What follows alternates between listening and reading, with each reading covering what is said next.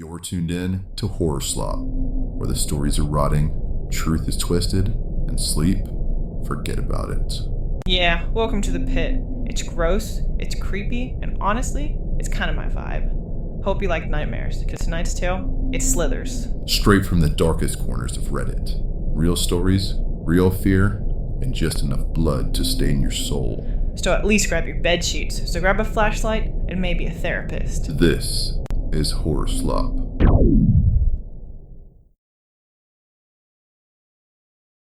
And now the first descent. One story to open the night.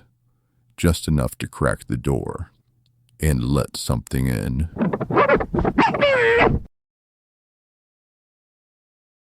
Those little shits dropped French fries all over the floor, she complained. And the dad spilled his lemonade. Twice. I'm tellin' ya, next time I'm. Tammy's eyes widened ever so slightly, and she lowered her voice to just above a whisper. Oh my Lord Jesus, would you look at this? I turned toward the front door to find the source of Tammy's amusement. It was an older man, 60s maybe, who had tripped on the rug in front of the waitress stand and was struggling to pull himself up. I ignored her and shuffled over. Can I get you something to drink? I asked in the kindest tone I could muster. No. Here's fine. I made my way to the bar and got his drink. On the way back, Tammy stopped me. Tammy's gossip skills were top-notch, so I didn't really doubt her. Still, she was annoying. He's probably just bored. Don't you have tables to see to? I guess, she replied, sighing.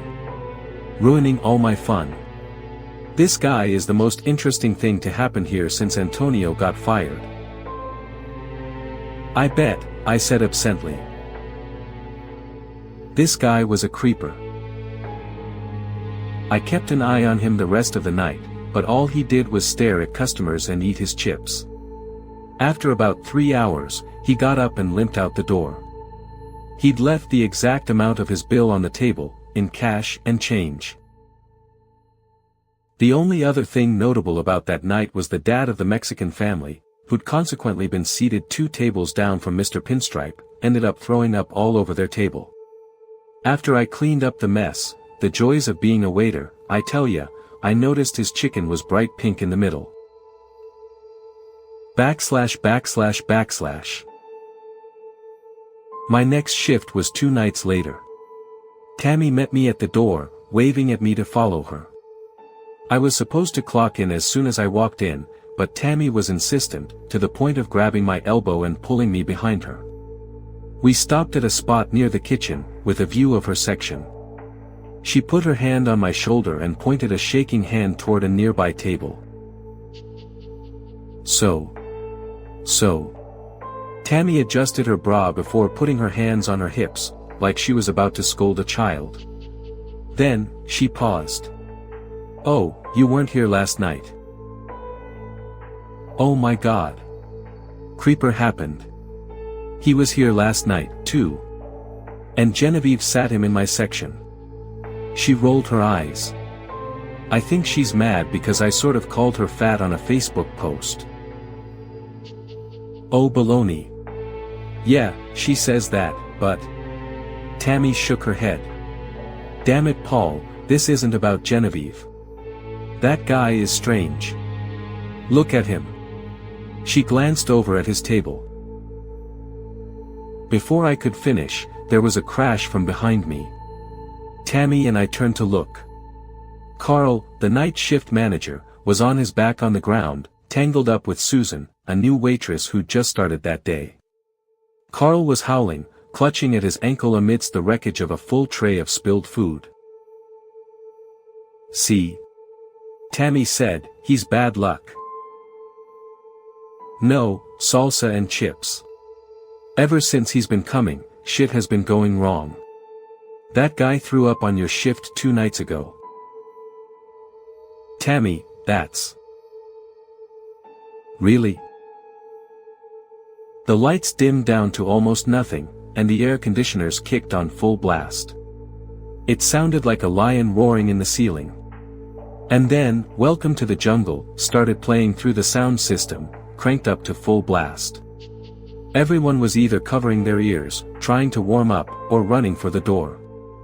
The new waitress, Susan, the one who crashed into Carl, tried to serve someone a steak in the confusion, and the customer ended up slicing his finger with the knife pretty badly, to the point he had to leave the restaurant and go to the hospital for stitches.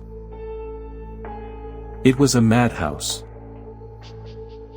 Carl was in the office icing his ankle, so the servers had to take care of finding out how to turn everything off. Tammy ended up getting the air conditioner taken care of, and I figured out how to turn the music down, but the lights refused to undim. Flat out refused. The customers that stayed had to finish their meals in the relative dark. At one point, I think he may have been smiling.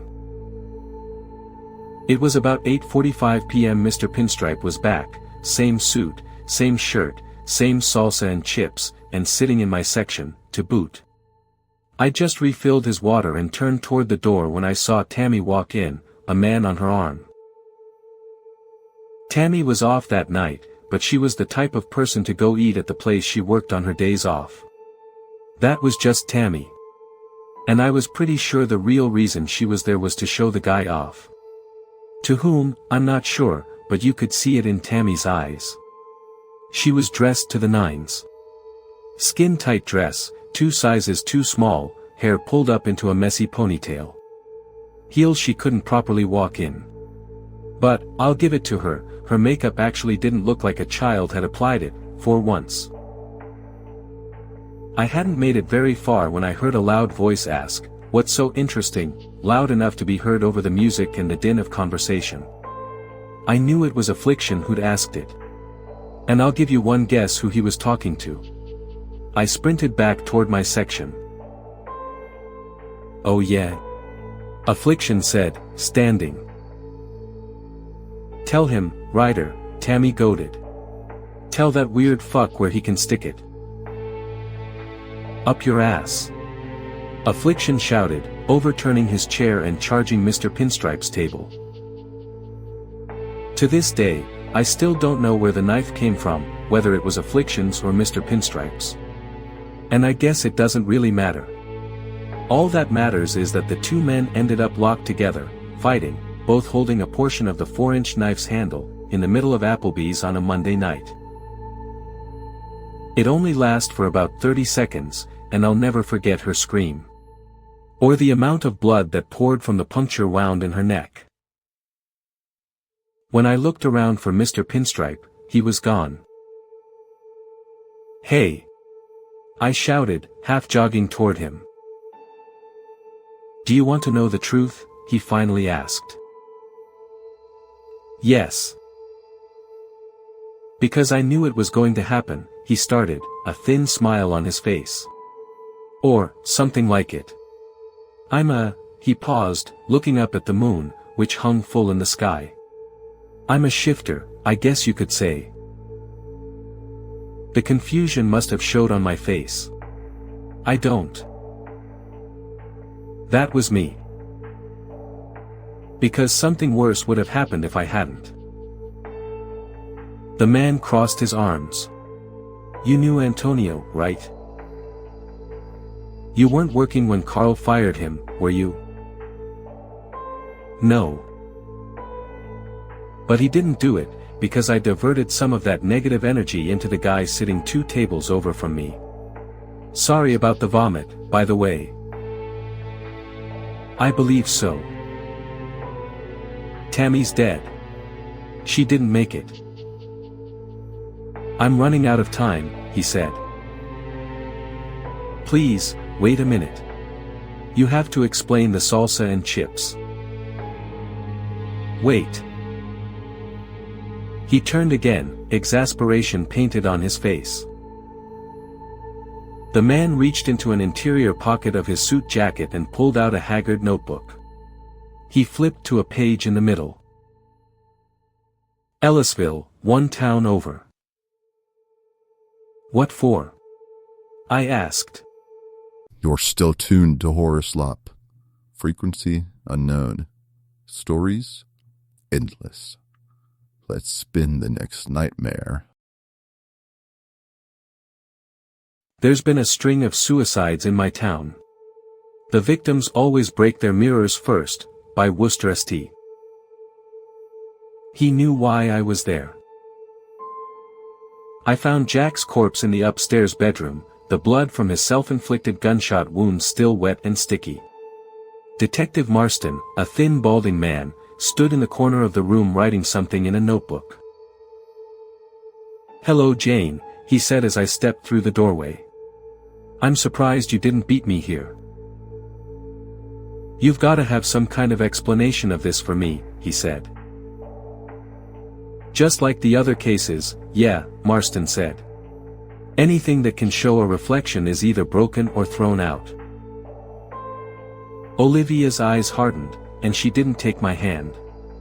"I don't have anything to say to a reporter." "I'm not a reporter." I paused, gathering my resolve. "And if you don't come with me, I think you're going to die like the rest of your family." "Whatever's causing these suicides is spreading," I said. "Spreading to friends and family of the victims. First it was your aunt, then your cousin, now your grandpa. You're the last one. It might already be too late, but it's possible I can help you." She looked from me to the farmhouse over my shoulder, suddenly looking as if she might cry. "Okay. What should I do?" "Come with me." She paused for another moment before nodding, and we walked to my car. "Olivia," I said. "Don't look at any mirrors, on my car or otherwise." The first few minutes of the drive passed in silence. Olivia took a deep breath, then turned to look at me. "So what's gonna happen to me?" "If not a serial killer, then what?" I said, trailing off as we reached my apartment. I paused to park and walk up the flight of stairs to my door, locking the deadbolt behind us for all the good it'd do. "I can't sleep, it'll be watching me." It was in my rearview mirror today. It's almost touching me. Olivia continued to flip through the suicide notes, her expression growing more and more disturbed. I finally pulled out my phone and showed her the note her grandfather had written. "Was this from my grandpa?" Olivia asked, her voice choked. She stared at me in horror. "What do I do?" Every victim broke their mirrors and several mention reflections in their suicide notes. That means it's for the best if you avoid them. I'll cover the one hanging in my bathroom. You should also give me your phone. The black screen has a reflection, and I don't want to take any chances. It was hard to sleep that night. My mind was flooded with images of the brutal suicides I'd investigated over the past months. Olivia was a rare opportunity. I had control over a victim before psychosis set in. Maybe I could save her. Maybe. The next morning I woke up and found Olivia sitting on my couch, staring into space. Her head swiveled at me. I was afraid I'd see violence or fear in her eyes.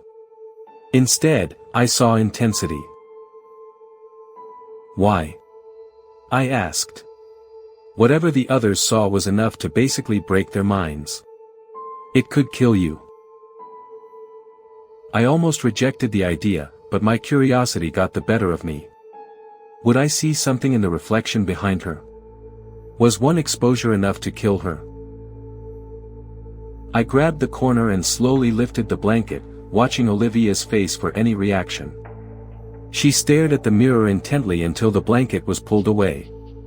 Then she shook her head and looked at me.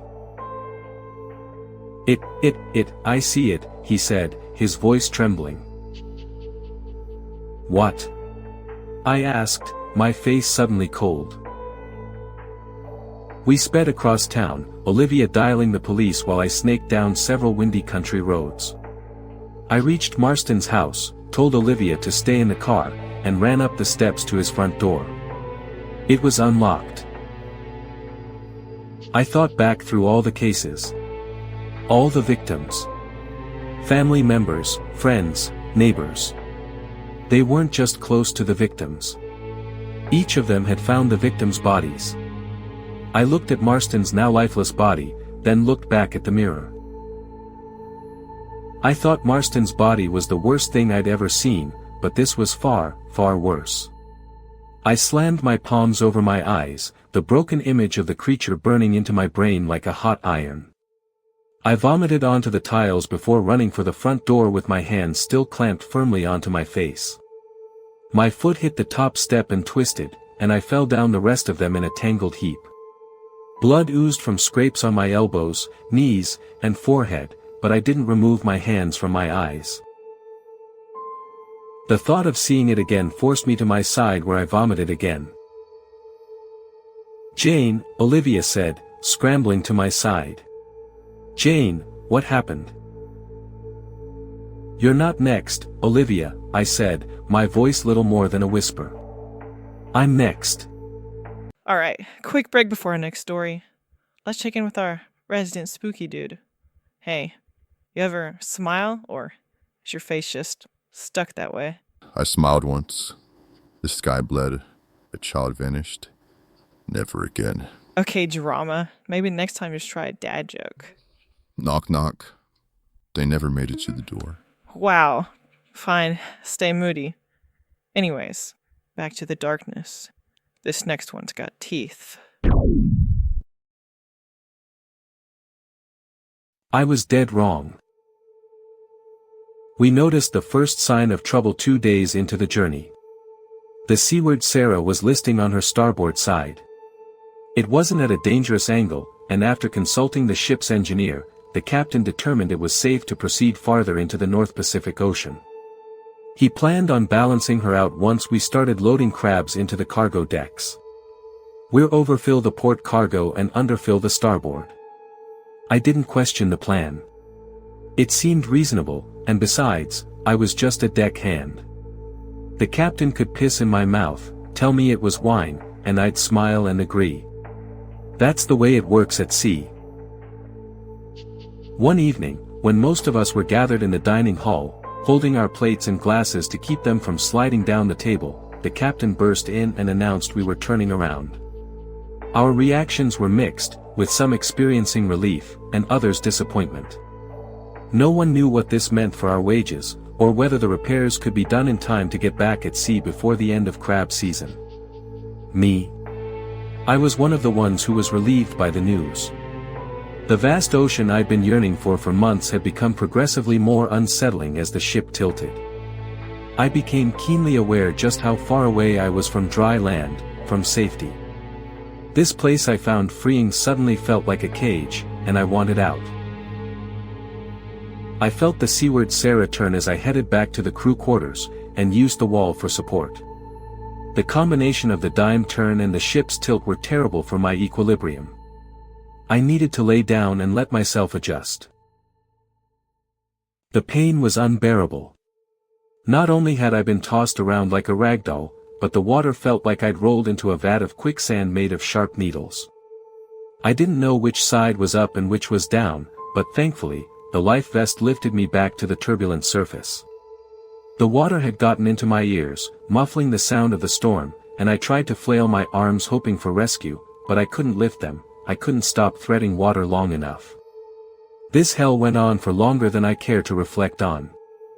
I just know wave after wave pulled me under, but the jacket always brought me back up long enough to catch my breath.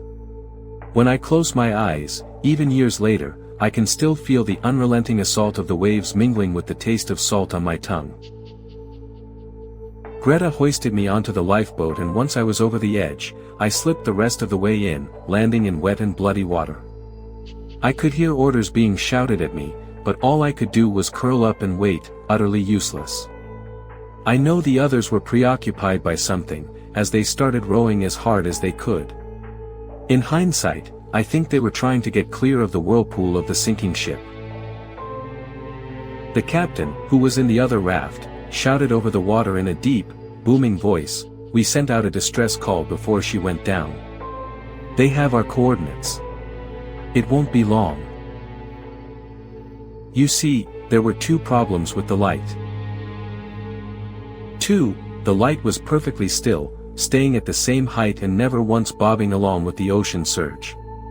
It also wasn't sweeping the ocean, as one does when searching for survivors. You see, it had appeared way too fast, only about a half hour after the storm had passed.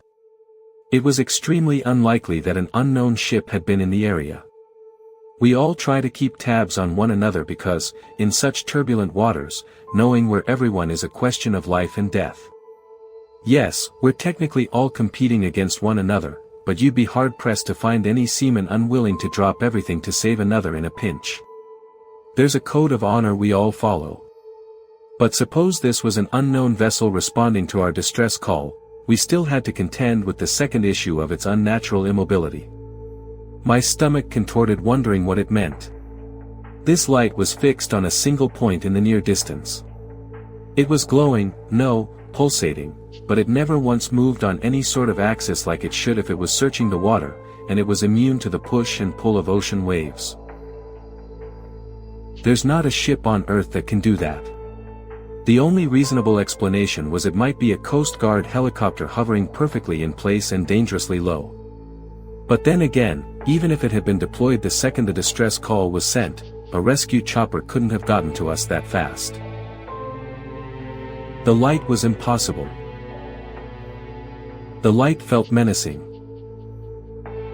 The light acted like a lure, goading us to come to it. The boom of an explosion snapped me to reality, and it was followed by a crackle up above. The captain had fired off one of the flares. It hung in the air, slowly fizzing in a downward arch. I remember feeling so scared I dug my fingers into the lifeboat. The shot was one thing, but my fear had to do with the light. I was so afraid it would come closer now that it knew for sure where we were. I was more afraid of that light than I have ever been of anything in my entire life. But thankfully, it stayed away. Row, damn it. John reached for the paddle, but Greta grabbed him by the forearm and stopped him, shaking her head. The captain glared at us with bulging eyes. He'd adopted an authoritative stance, but even he wasn't able to suppress his quakes of fear. If one followed logic, he was right, we should head towards the light. And yet, the longer we stared at the unwavering thing, the more it unsettled us. It's funny how something as simple as bobbing up and down could have alleviated our anxiety. But the light didn't do that. Not even once. 10 minutes after the voices went quiet, at the estimated time the captain's raft would have reached the light, it suddenly blinked out of existence. ////. I still keep in touch with Greta. She's still working out there. Props to her for getting back on that seahorse. She now captains her own vessel. I couldn't be happier for her. But sometimes, when we're catching up, she talks about that night, and she always follows it up by saying another ship's been lost in that same area. I think they're up to 5 now. No survivors, although the final transmission of one of the ships mentioned seeing a light on the horizon. Sailors have come to avoid what they're calling the Alaska Triangle. Part of me wishes I knew conclusively what's happening out there, but I'm mostly glad I'm here on solid ground, far from the light. Something's still listening, and it wants more. Next story. Just don't say its name. I thought my boyfriend was the love of my life until I discovered he was drugging me at night. By Roos85.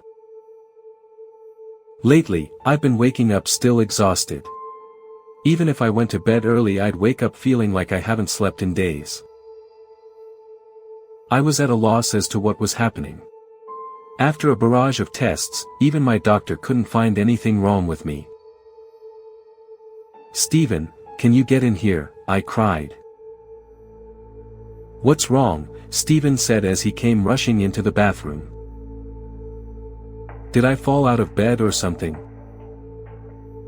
Stephen had a weird expression on his face. I could swear he looked guilty about something. My doctor was still at a loss and suggested I should see someone who could rule out anything nefarious. Stephen was still dismissive of me as we drove to the hospital. I'm sure it's nothing. You're probably just stressed from work. The doctor at the hospital took my blood and did all sorts of tests on me, including a stress test. I should have been happy when the tests came back clear, but it only made me feel like I was losing my mind. Something was definitely wrong with me. I was dumbstruck and wasn't sure what the doctor was talking about. The doctor's face looked how I felt. Later that evening, as I sat in bed, a million different thoughts ran through my head. How was that even possible, I thought to myself. As I sat there, Stephen walked in with my chamomile tea, and just as I was about to put it to my lips, I was struck by the most unnerving thought. The realization that my boyfriend was drugging me hit me like a ton of bricks and filled me with a dread I had never felt before. Perfect as always. I watched as he subdued me on the bed before pulling out handcuffs and cuffing me to the bed. I looked at the marks on my wrists, which made sense now. As soon as Stephen came home from work, I ran and threw my arms around him. Why didn't you tell me what you were going through every night? My last girlfriend was a jealous psychopath. You're a walk in the park compared to her. Anyway, let's lighten the mood with something fun and...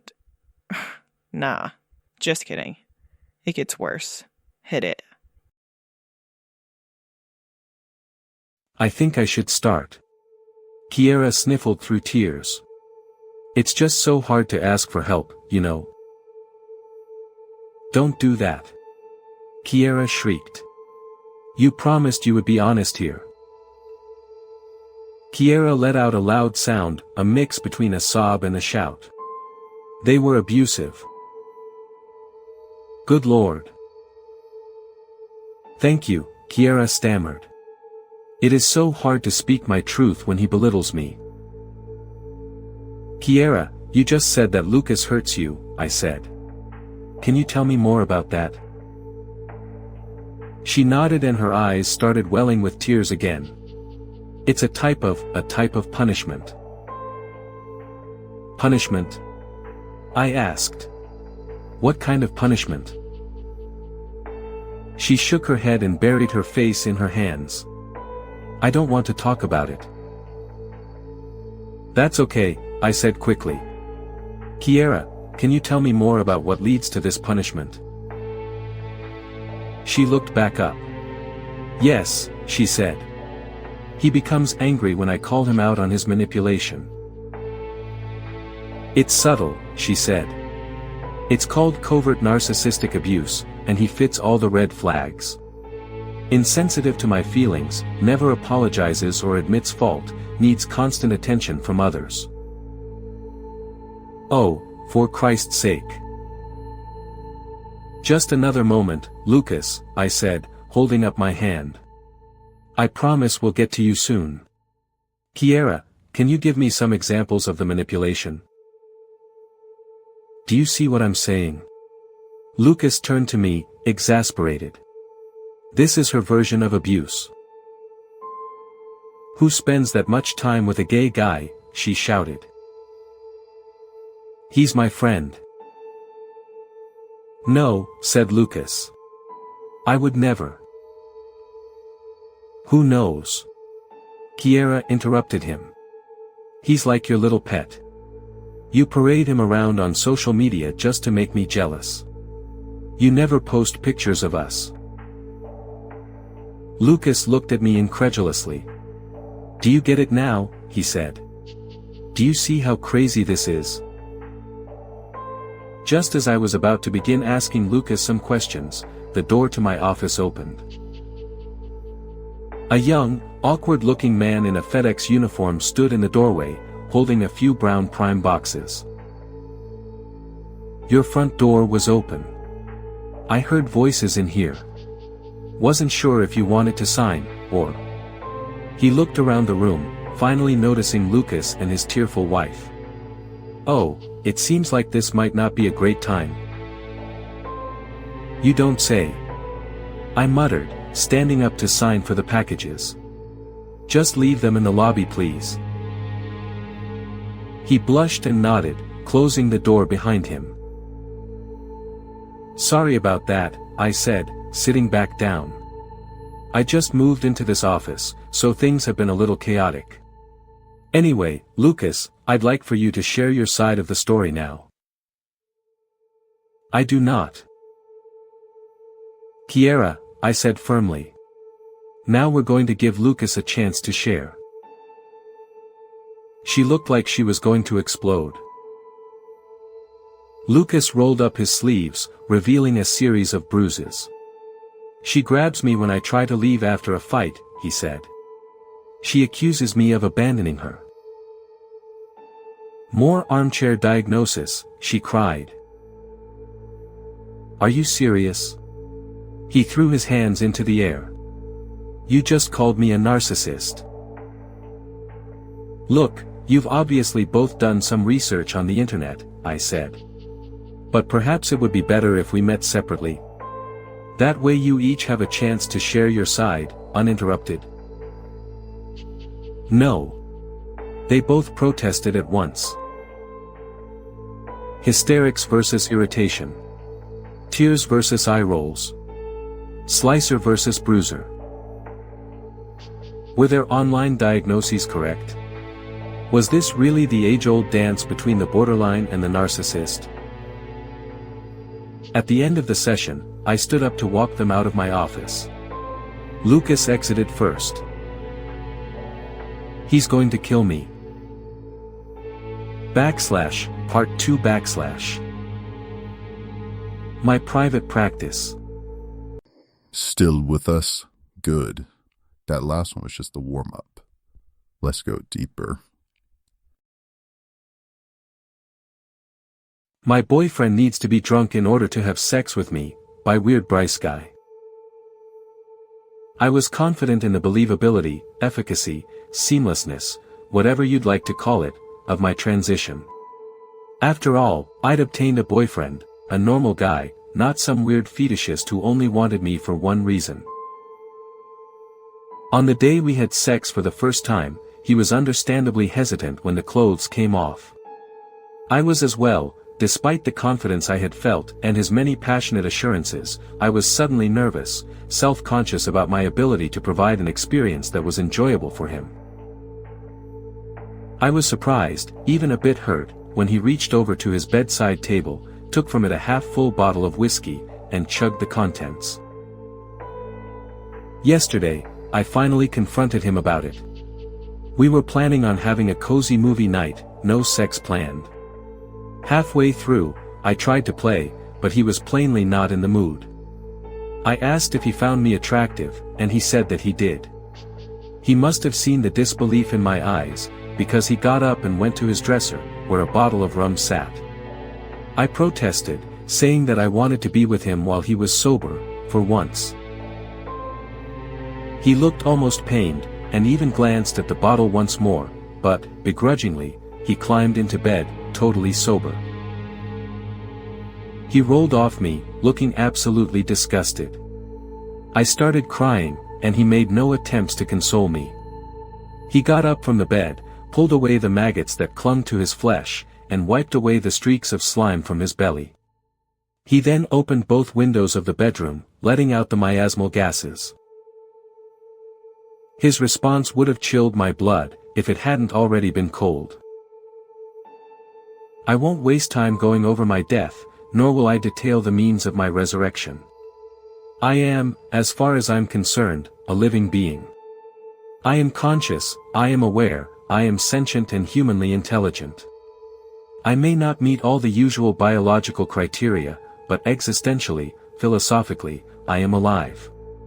Cogito ergo sum. Necrosis abated, I crawled into bed and closed my eyes, hoping to sleep away the emotional pain. Just as my eyes closed, I heard a faint sound. Having once been interred in abysmal silence, listening for any signs of salvation, my ears had become especially sensitive to noises most people overlook, if they even hear them at all. I sat up in the darkness, turning my head to the auditory source. I had barely managed to identify the specific direction when something burst forth from my closet. There was nothing I could do. The person strangling me was too strong, there was no hope of overpowering them. They silently choked me, expressing nothing but cold, merciless determination. Even if the entire room had been illuminated, I still wouldn't have been able to identify them. There was nothing but a surface of black where their face should be. Some sort of mask concealed everything, yet still somehow allowed them to see.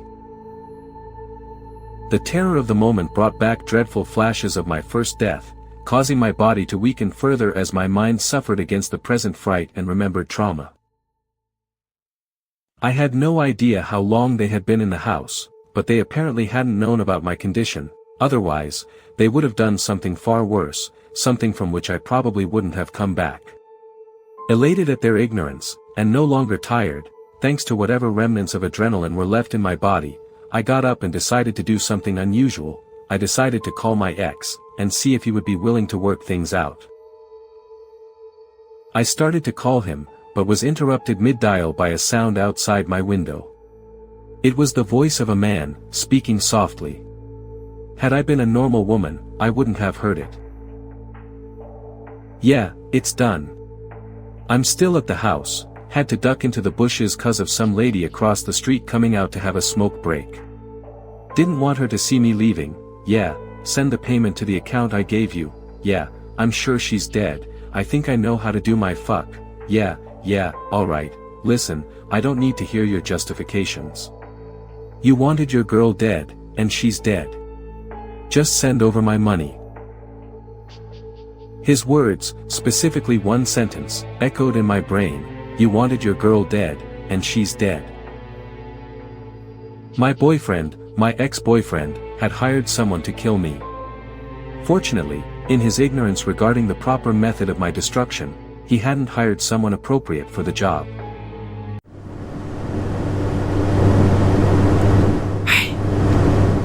You feel that? That weird pressure in the room? Yeah, that's the algorithm. It knows you're watching, and it gets real cranky when you don't feed it. A simple ritual helps. Click the little thumbs up, tap subscribe, say its name 3 times into your phone mic. Kidding, probably. Engagement appeases the darkness. You know what to do. Good, human. Now, back to the horror.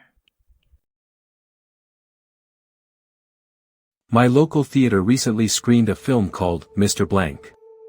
Everybody who's watched it has now gone missing, by Mr. Outlaw. The film, or whatever the hell it is, made its way into our small town like a plague only a few days ago. 12 people bought tickets for it. 12 people are now missing. Among them was Lacey, my girlfriend of over 2 years. From what I managed to dig up, this is a general timeline of what had happened. The first and only screening was at 5:30 p.m. on that day. The theater wasn't the busiest, but it wasn't empty either. Of course, most people opted to skip it, given the lack of any information regarding the film. With that being said, the only people who bought tickets were younger, likely curious about the odd title. The film lasted about 1 hour and 10 minutes, with all the previews and credits considered. Pretty short for a feature, huh? At 6:40 p.m., an employee entered the theater for cleanup duty. What he found were rows and rows of empty seats, with drink cups still in the holders and popcorn littered all over the floors. No blood, no signs of a struggle. Nobody had left or entered the theater after the film had begun, with confirmation from the security cameras. The theaters itself had no cameras inside, so that part remains a mystery. The screen allegedly consisted of nothing but a dark static. That's what we were told, at least. I have a feeling that some details were left out from there, considering the fact that the employee in question is now missing as well. Also rumored to have gone into a catatonic state after being questioned. Some additional details. The local cops have been strangely hush about the whole thing. Almost like they don't want people asking about it. They literally threatened to arrest me when I kept pressing them for details. Well, that's the situation. I can't focus on anything right now. My brain's scattered and my anxiety's been going through the roof. Sue me, what the hell do you expect? Lacey has to be out there somewhere, right? How the hell is somebody just supposed to disappear into thin air? And what the hell kind of film was Mr. Blank? I'm not going in blind, though. In fact, I have two leads. One is more of a shot in the dark, but the other should lead us somewhere concrete. I'll start off with the former.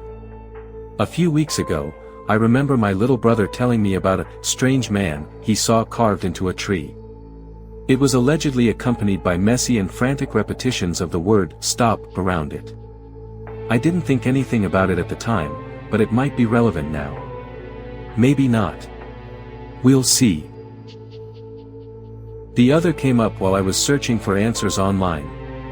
After feverishly posting about the film on what I considered to be relevant forums and yielding no answers, somebody finally messaged me about it, claiming that they had information that I might like to know. Luckily, they're only a 3-hour drive from here, and are willing to meet halfway. Is this a bad idea? Probably. Am I going to like what I find? Probably not.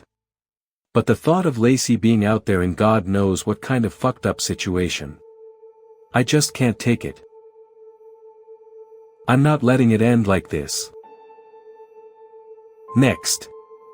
That last one tasted like fear and poor decisions. Let's see what the next bite stirs. Hope you're hungry. Imagining the fate that befell them is excruciating. Did it hurt? Were they afraid we'd left them behind? Just get another one. And that's why the pets in our lives are so indispensable. They're far more devoted to us than most humans ever will be. Animals really are the best people. So I told myself that I'd have my final drink when she walked out of the room and left me alone. There's a lot of open space around Davenport, Iowa. And I found her. After calling her name, I first heard a whimper. Then a whine.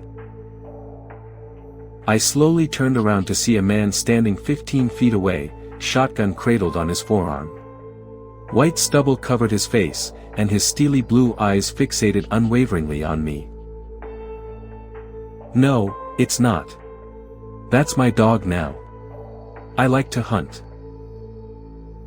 He smiled. It was not a kind smile. I didn't say she was a hunting dog. I did say you'd best be leaving now. I ain't gonna ask again.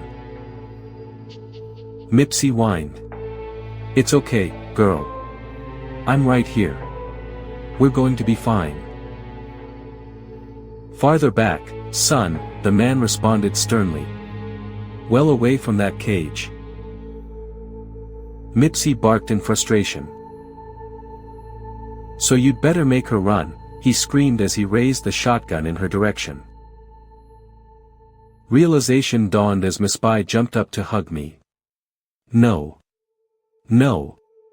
You can't hunt a dog, what the hell is wrong with you? He snorted. Dozens of successful kills prove that I can hunt a dog, friend. And there's no challenge like an excited border collie. He laughed again. So if you want to give that canine of yours a sporting chance, I'd suggest you make it run. What should I have done? I owed her my life, not my happiness. Maybe she'd come back one day. At least, that's what I told myself. We often say, I could never, when faced with painful choices. But life has a way of forcing us to confront those crossroads and deal with the devil we find there. The open field featured clear visibility for miles in every direction. By the time I circled around and hoped to rescue Mipsy, both the hunter and the hunted were nowhere to be found. She was there, all right. I buried her next to the tree in my backyard where I'd scattered my parents' ashes. He definitely didn't expect me to spend 6 months doing it. But the hunt's only worthwhile when it provides a damn good challenge. The man opened his eyes slowly. I wondered if he would have a few elegant words of wisdom to share. What the fuck is this fuck? Fortunately, I had enough cash to buy the very best. Awareness dawned on him, and he panicked. Where the fuck are my clothes? He shot at me. Where's my gun? We made steady eye contact, but I still noticed him pissing himself. It was kind of hard to hide that fact without any pants. You really gonna shoot me with an arrow, kid? He whispered. It could take a man all day to die from that. You don't want to do that to me. He was clearly terrified, but confident that he could win me over. You're just a person. It's not like the world is going to lose a dog. He walked slowly backwards as the first tears began to fall. I knocked my arrow in the bow. FB. BD. Listen. Still here? Aw, look at you. Brave little meatbag. Too late to back out now. Next story's already watching. And yet something about this guy always intrigued me. We never offer each other anything more than an awkward wave, hello. We never attempt to speak. But some nights, I'll sit down in the kitchen too, with a glass of my own cold milk and a cigarette snuck from an old pack in the dresser. Sometimes, when you're feeling lonely, it's nice to see someone else is feeling lonely too. I didn't really know what to do. The wave was friendly and welcoming. There was no malice behind it. He didn't look annoyed by my staring. He just looked like he wanted to talk.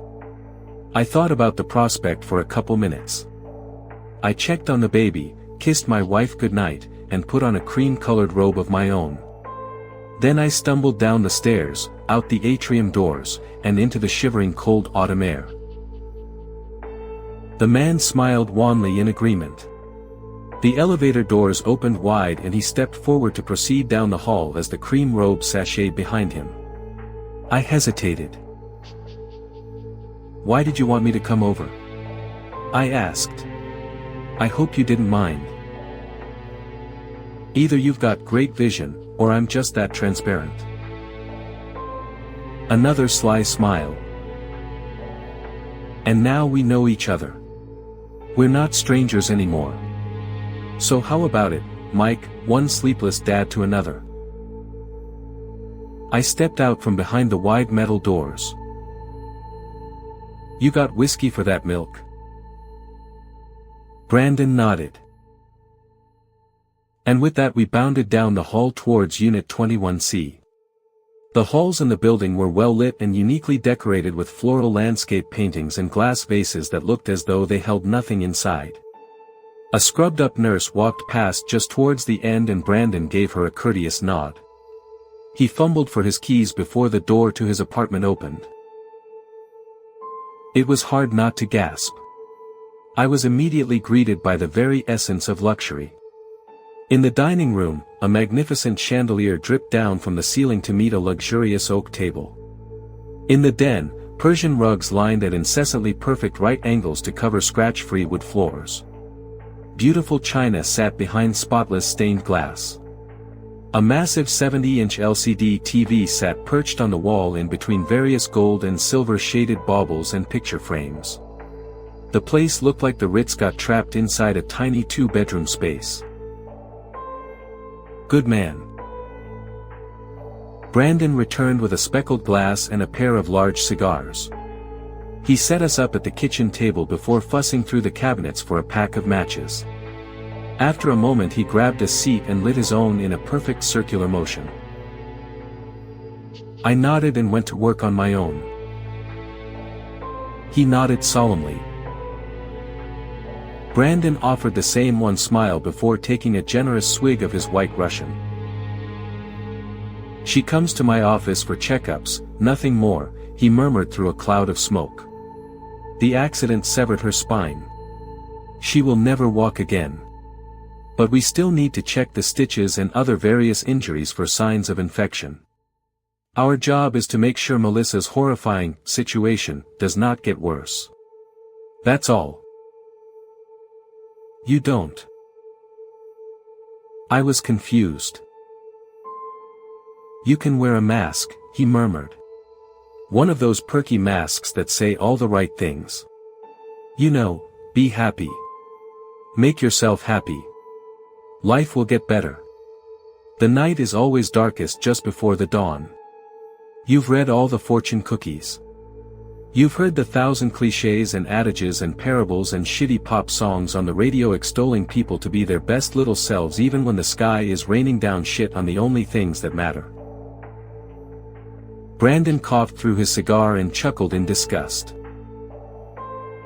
I puffed my cigar wordlessly for a moment. I'm a realist, he snapped angrily. Real enough to know that stupid shit like that would not work with Melissa. Brandon waved a hand as if to tell me it was all right. He nodded. Empathy is a dangerous thing. People can't be expected to hold all of the world's pain. Neither can doctors. There's just too much of it to go around. But this morning, Melissa tricked me. I gulped. Sounds pretty vivid. How not well? She took a fork and stuck it into an open electrical outlet. Holy shit. So what did you do? Brandon took a long drag of his cigar. I sense a but coming. Brandon sighed and started to stir a cocktail. I laughed. I later regretted that.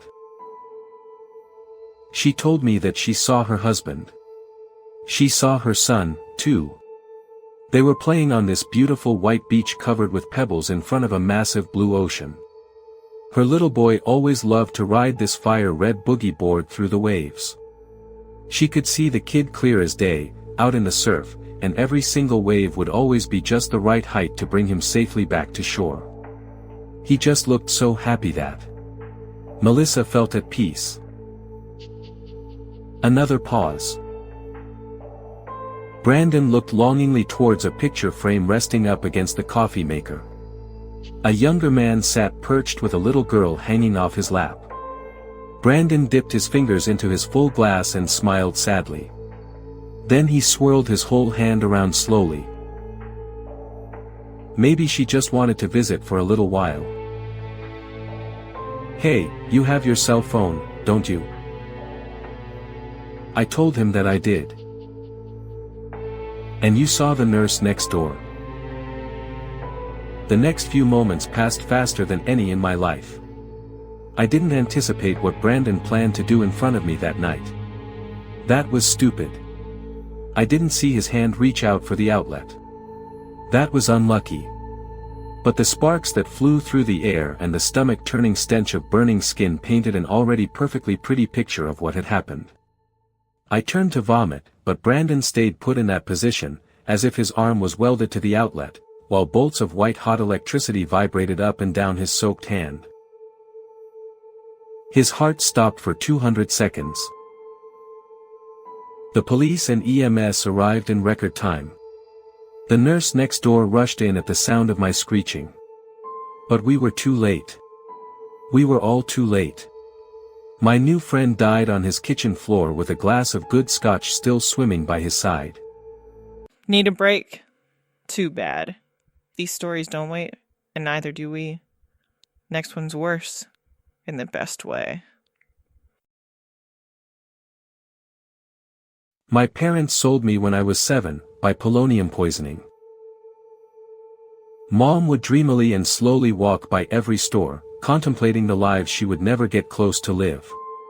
We watched brand new toys, shiny bracelets and a world of silk and wonder, a world that would never exist for people in our social standing.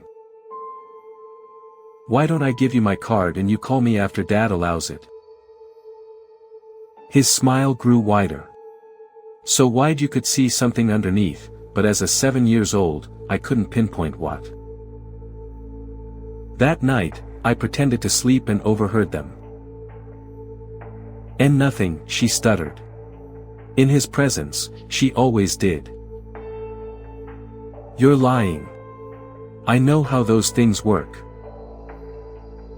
"So call him, damn it." I just had one other boyfriend before you, Brad," her voice now sounded teary and hurt. "But you know they probably will." The next morning, Mom asked me to wear my favorite dress and pack my best clothes. It was easy because I didn't have many that could be considered good. "Modeling," she answered in a rushed tone, her smile faltering. "We'll see that nice gentleman from yesterday." We took the bus because Dad didn't let her drive, said she was too dumb for it. He, on the other hand, was almost always too wasted to control a wheel. Our decadent Chevrolet Vega sat in the garage collecting dust. Everything was quick. The gentleman was named Mr. Carson, and his slightly chubby hand gave my parents a firm handshake, then handed me a lollipop.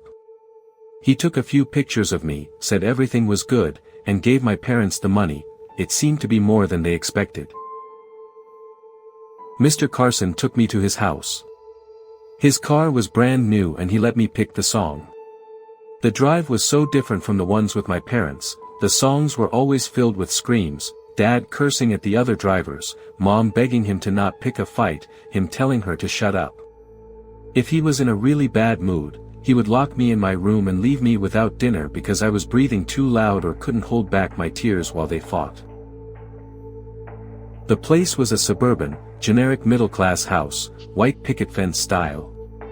It was gorgeous for a humble girl like me. He parked. "What will do now, Mr. Carson?" I asked, afraid he would hit me for being snoopy. "You've done well, Delilah. This is your name now, got it?" That night, while I prepared for dinner, I was confident in my skills. Ted left me a brand new change of clothes, and told me dress up nicely, it was a special occasion. Over dinner, they explained to me why I was there. Ted and Laura had a daughter named Delilah who died at 15. It was a painfully silly death. She insisted to go to a pool party and drowned. Most people around were drunk teenagers, too drunk to help.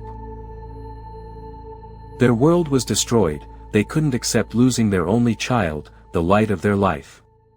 She was such a good girl, and now she was gone by such a stupid reason. So they decided to look for a new one, a girl that looked like the original Delilah and could mimic her demeanor. It was easy to become their perfect daughter once I practiced a little. Delilah never had to beg for a cup of water or be trapped inside a dark closet because she was listening to the TV too loud. As long as I learned everything about the original Delilah and could act like I was her, the world was mine. Until I turned 12. "You know, Delilah, our other Delilah was perfect, but she had a serious problem," Laura started. The three of us went to the basement and Ted wired me to his machines. "You'll be young forever, my Delilah."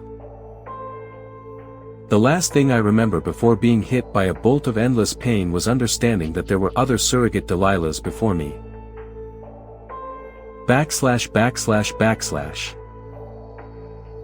I thought I would never speak again from the pain.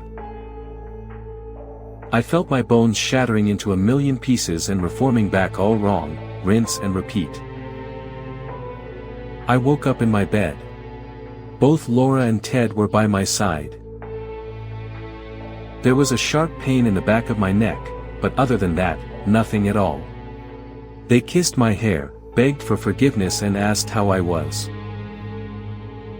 I didn't mind it. Maybe puberty was nice to others, but not to most. A lot of my classmates had awful breaks of acne, and talked in irregular, weird tones of voice. One girl even had a boob way bigger than the other. I was happy being a child instead of a train wreck. I just tried to unleash my arm from her, I swear. I don't like fighting. But I ended up crumbling her ulna and radius. It happened in an instant and it was so crazy. I merely grabbed her wrist and felt everything inside collapsing. Sandy cried desperately, her arm swelling and looking like rubber, while shards of bones erupted from the skin. It was nauseating seeing what was left of her bloody mass of bones. Nobody understood what happened, and everyone ruled out as impossible that such a small girl could cause this damage to a strong and tall bully. The school nurse called the hospital while saying that Sandy must have fallen in a weird way. That day, I felt the thorn-like structure in my neck burning like crazy. When I told Ted, he took me to the lab to perform a few tests. But why I didn't crumble anything else before? I asked. How did you feel when this girl Sandy tried to pick a fight with you? Very annoyed. I considered the information for a few seconds. It made sense. My life was so perfect that, ever since I underwent the procedure to stay young forever, I never had a bad experience, or, at least, not the kind that would make me easily break something as sturdy as a human bone. After hurting my mother in ways I'll never know and understand, after hitting me and starving me over nothing, he thought that handing a 7-year-old, his only daughter, to an unknown man was perfectly normal. If she was going to be sexually enslaved, it was none of his business. I just rang the doorbell of my former home. Who would believe that a teenager too small for her age could turn a grown man's limbs to dust? Still here? Aw, look at you. Brave little meatbag. Too late to back out now. Next story's already watching. Both of them. Like Satan split in two and became two people. And then they came up to Earth and said, let's have a baby, and they had me, and then they said, now let's torture it. I guess they had Roger first. They never tortured him though. They bought him a drum set so he could torture the rest of us with it. Maybe he was also Satan. Maybe Satan split into 3 people. I didn't see Roger born, so this could very well be the case. It's Pachar, not Pascal. And I don't know where he is. My devil dad took him. I tell Jamal. Oh, did you do something? That's a big question. Did I do something? I got my brother Roger killed 3 months ago. Then I let my therapist die to a food allergy.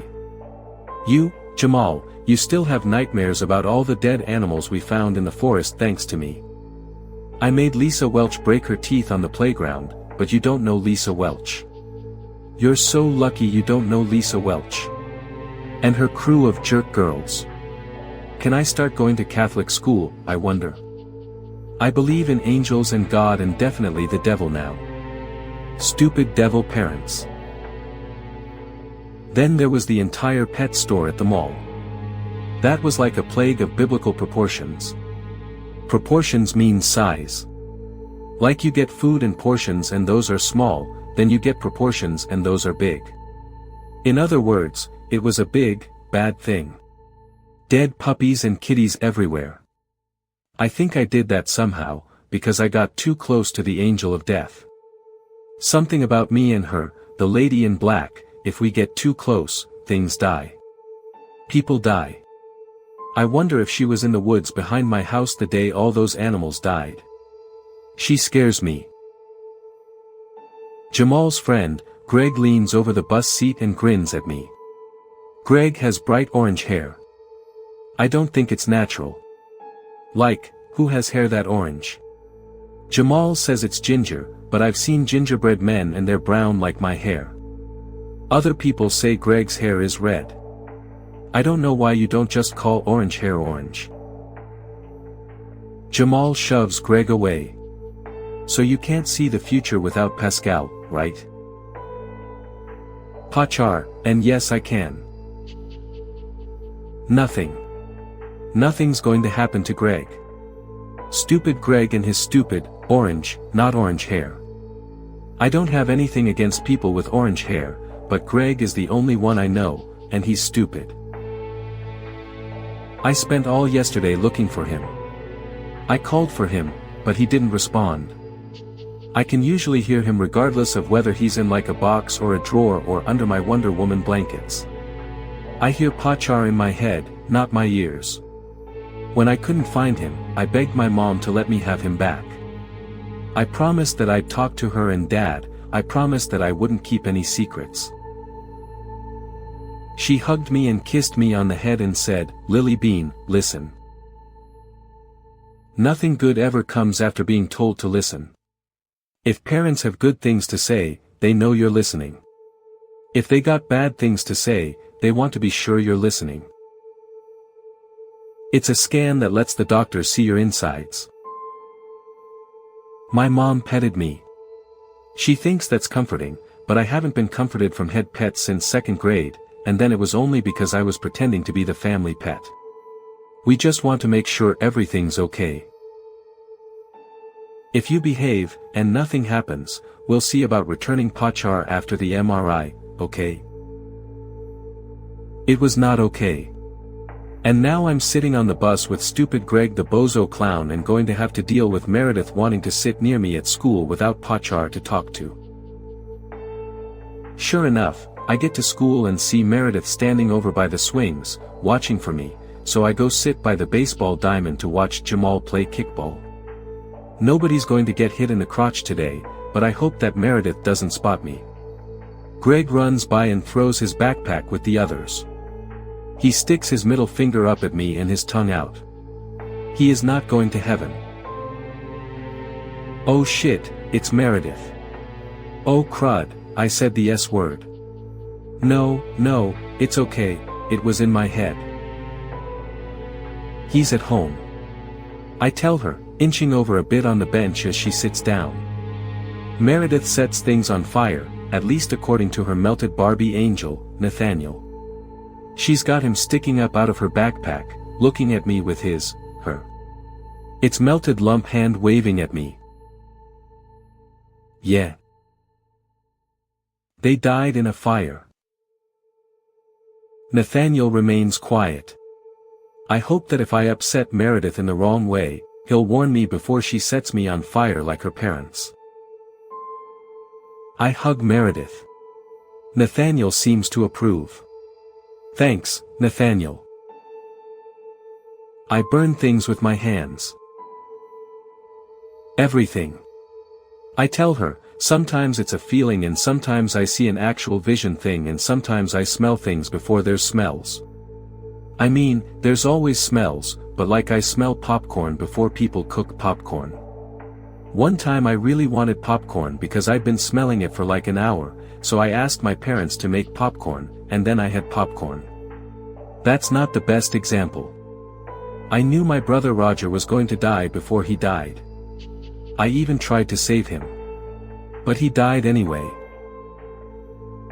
She gets kind of quiet. Some kid got killed. Kind of like your brother, I didn't mean for it to happen, it just happened. I don't know if that's really the same thing. The bell rings, so Meredith and I grab our stuff and head to get in line. I watch Jamal and stupid Greg run off to head to their school. Suddenly, I feel a strong shove that almost knocks me over. I look around, but nobody is near me. Meredith is ahead in line, and I start to realize that this was not an actual happening, but a forewarning. Before I can think about it, an older kid pushes Meredith as he walks by her. "Out of my way, freak face," he says at her. I think the bad word again. I can hear Nathaniel. "Lily, hurry, come calm her down. Lily, get up here, hurry." Nathaniel thanks me. "Thank you, Lily." The tree keeps right on burning, of course. We're all rushed inside while everyone is shouting about what the hell just happened. I follow the line with Meredith, go to my cubby, run through the routine of putting my stuff away, but miss the step of getting Pachar and feel sad again. We can hear the fire truck arriving outside as we all sit down. Meredith hides her face. Meredith looks at her Barbie. That's a boy's name. It's your angel's name. I'm talking to Nathaniel in my head. Meredith stops. She looks at me with her shocked face again. I'm starting to get used to her making the shocked face at me. I kind of forget what her happy, smiley face looks like. Here. Meredith picks up Nathaniel. How did you know? I shrug. I don't know, I guess it's part of what I can do. I can see things before they happen and I can hear the angels. Meredith scowls, but I nudge her shoulder, and when she looks at me I quickly shake my head at her. Please don't kill us all. We haven't had a fire drill in months. Meredith looks at me but says nothing. She can't talk because she's got a peanut butter sandwich in her mouth and the white bread is sticking to the roof of her mouth with the peanut butter on it. It looks kind of funny to watch her try to peel it off with her tongue. MYM. Meredith says. That means, yeah, in peanut butter mouth. I clearly have her undivided attention because she stopped chewing and just stares at me with bug eyes. I'm kinda glad she stopped chewing because she smacks her mouth a lot and I was ready to stick the carrot sticks my dad packed into my ears. They don't fit though because he cuts them into triangles and I actually tried that once and the pointy edge of the carrot hurts, but that's a long story. That was Duma, Nathaniel says. Duma is silence, Nathaniel tells me. Duma is retribution for the wicked. I have no idea what that means. I tell Nathaniel.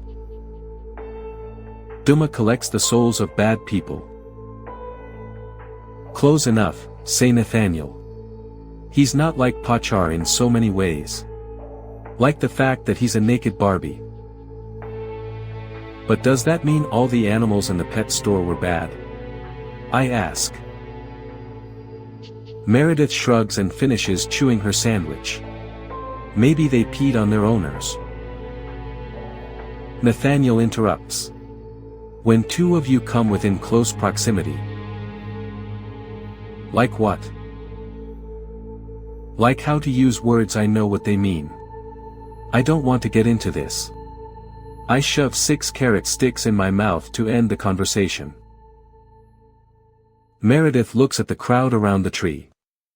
Someone gets past the tape and calls out that it's still hot and a teacher grabs him and drags him away. Just like you say happened at the mall. Each of you has an ability. When one of you comes too close to another, each increases the ability of the other. Often uncontrollably. So like Meredith can burn stuff without touching it. I say out loud, and I don't just see things happen, I make them happen. Why didn't Pachar tell me about this? Nathaniel says nothing. Meredith realizes I'm talking to her Barbie without her. She hugs it and backs away. Tell you about what? This is all way too much for me to deal with in a day. I'm still upset and confused about where my parents hid Pachar, and Tuesday I gotta go to the hospital and get scanned for my insides. But now that I know some of what's going on, maybe I can figure out how to explain it to my mother. We sit on the swings and watch as the kids around the tree start to wander off. Some still remain, just enough that when the tree branch breaks and everybody hears it happening, not everybody can get out of the way in time. It falls on the 2 I saw it happen to, and one of them laughs it off with his friends while the other, who took the heavier end on his shoulder, is helped away crying by one of the playground monitors. Do you think you made that happen? Meredith asks me. I feel a little better when I get home. Mom and Dad still won't believe me about angels and knowing what happens before it happens, but at least I know I won't kill them both by saying it will happen. At least not if Meredith isn't there. Dad sits out on the front porch and waves to me as he sees me coming down the street. "I got you something." He hands me a harmonica. "I don't know how to play a harmonica," I tell him. He looks away and I can see him get misty, not like fog but like he's crying but trying to hide it. I give him a hug and he hugs me back. "I know, sweetie. Also, a tree caught fire at school today. That wasn't me either." "Oh. Okay. So no call from the principal this time. Maybe my dad isn't really the devil." Need a break? Too bad. These stories don't wait, and neither do we. Next one's worse. In the best way. I found webcam footage of my home online, but something was really wrong with it, by EAP app. I quickly found out that there were basically two different types of webcam footage, one where the owners were aware that they were being watched, and one where they didn't. I stuck to watching ones where the person or people involved were aware of an audience, and it started off with me watching a couple of minutes of weird footage a day, or just whenever I got bored or needed a break. I watched the webcam for the Northern Lights a few times and jumped from a few less interesting ones. And number X200B. I decided to skim through a couple more feeds until something further down the page caught my eye. This feed was titled 318S, Oblivion, and the reason why it caught my eye was because of a painting that was visible off to the side of the screen. It was my painting. It was one of my own pieces, which was currently hanging in my bedroom. In fact, when I clicked on the feed, I realized that it was, in fact, my bedroom. I wasn't in it, of course. Currently, I was sitting in my kitchen. I was a little bit confused at first because the only webcam that was in my home was the one on my laptop, which I had with me. I stared at the feed on my screen, trying to figure out where the camera was located in my bedroom. It seemed to be off to the left side of my bed, where the window was. As I was about to get up to go investigate, the footage cut to black, before settling back in on a different picture. Now, my living room was on the screen. I slowly glanced in that direction, but there was only a wall there. And number X200B. I looked back at the feed and that's when I noticed something strange. And number X200B. In the footage, I was standing in front of the stove, stirring a pot of something.